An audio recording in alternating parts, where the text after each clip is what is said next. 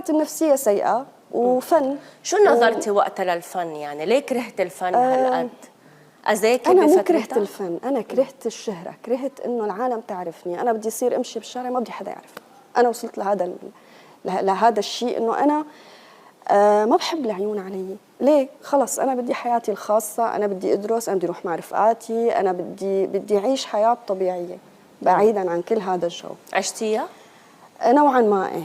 وتهيأ لي ظرف إنه أنا أشتغل بمكان شوي منزوي عن هذا الوسط صراحة. إيه. دوبلاج؟ الدوبلاج إيه. هلا بقول لك أنا يمكن لو أكبر أكيد ما باخذ هيك قرار. ليه؟ ما باخذ هيك قرار لأنه مو السبب الفن كان. يمكن أنا غلطت بموقف ما أو باختيار لأشخاص معينة بحياتي، ما كان الفن. اختيار لأشخاص معين إذ يمكن الناس بسبب الشهرة؟ بهديك